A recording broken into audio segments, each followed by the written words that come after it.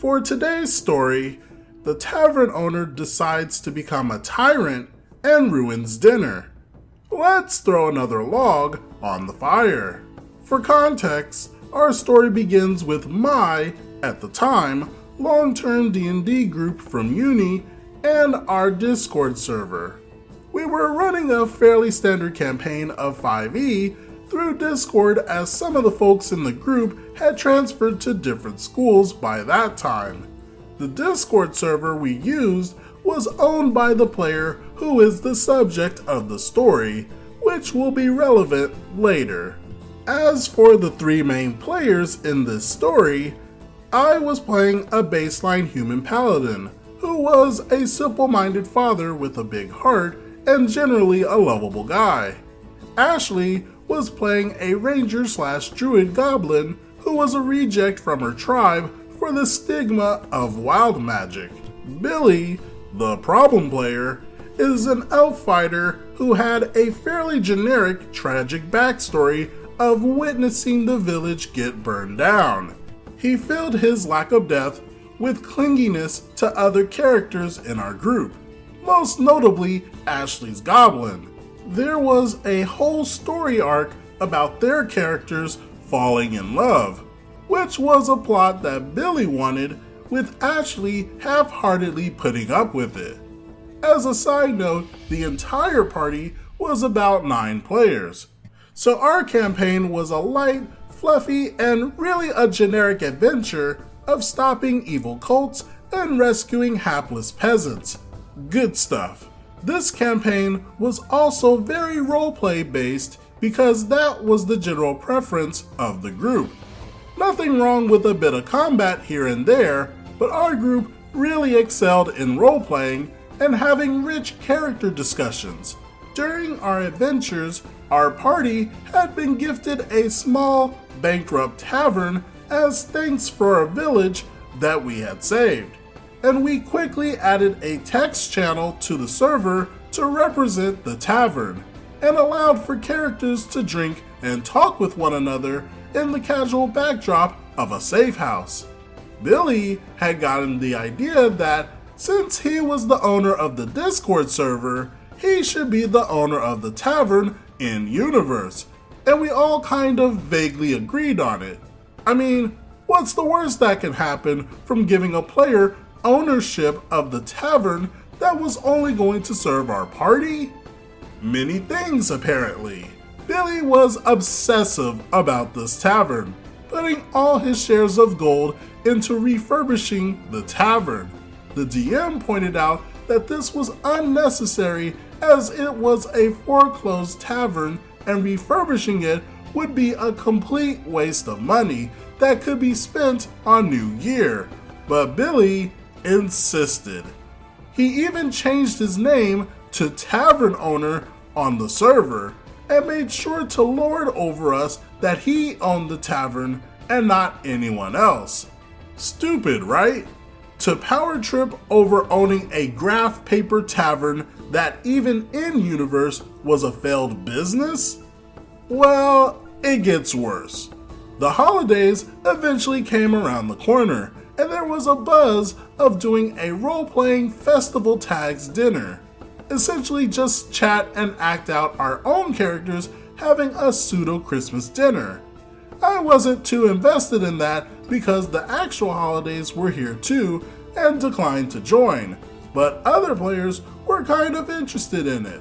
Billy decides that since he's the tavern owner, he should be the one organizing the Christmas dinner role-playing, and the other players agree that it makes the most sense in universe. Billy begins by writing paragraph after paragraph about how his elf fighter feverishly makes a bountiful feast fit for kings and how it was possibly the greatest meal ever made by mortal hands. This was coming from an elf fighter that did not have any sort of chef feat, background, or anything like that. So how he learned to cook so well is beyond me and the rest of the party. Ashley makes the unfortunate mistake of being the first one to enter the roleplay. thus ensuring that everyone was going to get a face full of Billy's poor romance writing. I don't claim to be a good writer, but Billy's attempts to roleplay his character being madly in love with the Goblin Druid was quite painful to read, especially with Ashley reciprocating it quarter-heartedly, because it really wasn't a thing Ashley was interested in.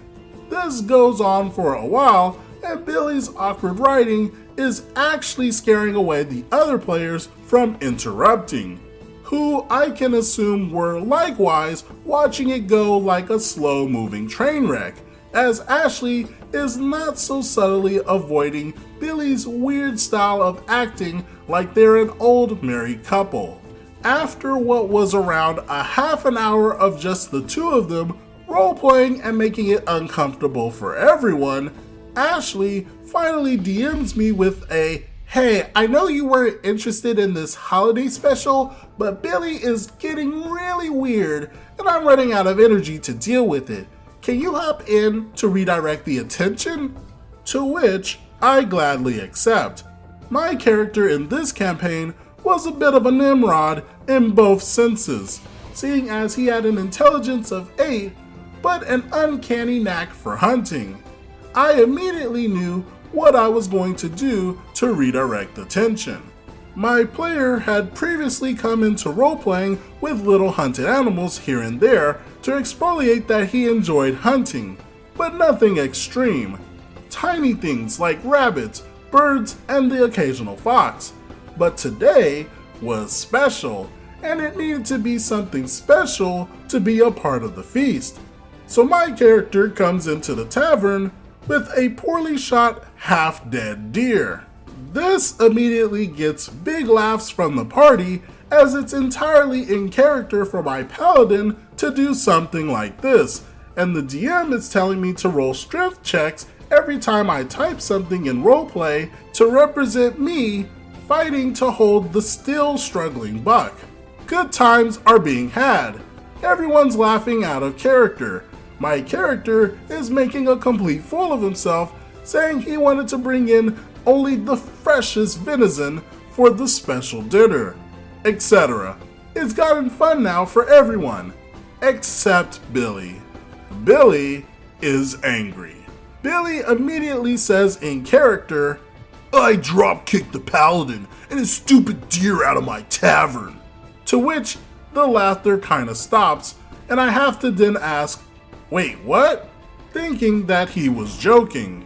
He wasn't. DM says, "You can try, but he's wriggling around pretty fierce with the buck. Roll to attack with disadvantage." Billy rolls and misses. DM takes the opportunity to joke, "In a fit of rage, you try to boot out the paladin, but end up slipping on a mix of deer blood and the paladin's sweat. You fall flat on your butt." Apparently, this was a big mistake for the DM. Next thing we know, poof, the DM has been kicked. I'm actually stunned at this turn of events and don't know how to comprehend it. Billy decides to, instead of taking the joke on the chin and being a good sport, ban God from the world. What follows next is more or less the immediate fallout. Wait, did you just ban the DM? Yep, he was disrespecting me. Dude, what's wrong with you? This is my server, and I'm not gonna tolerate that kind of disrespect. Bro, please tell me you're joking. You didn't seriously just ban the DM from our server because your character wasn't cool 24/7? I'm considering banning you too, some friend you are. I'm sorry, what? Why are you being such a jerk? Bye. I was then banned from the Discord.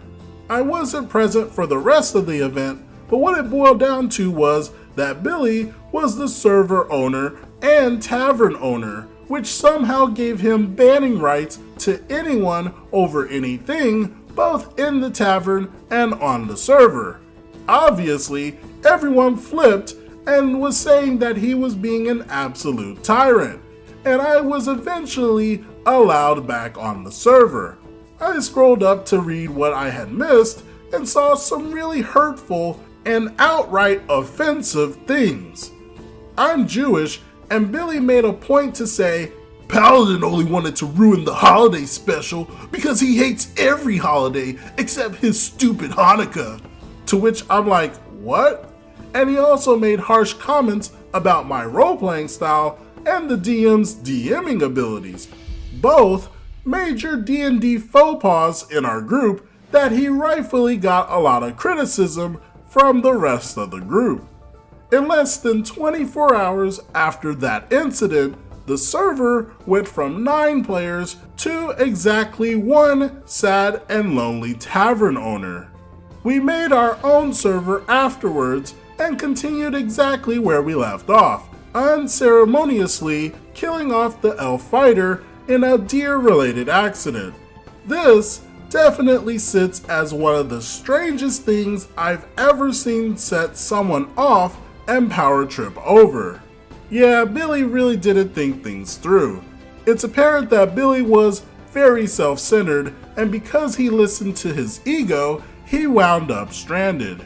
I think Billy definitely needed a reality check and to learn that sometimes you need to be able to laugh at yourself and not be so serious. What do you all think about this situation?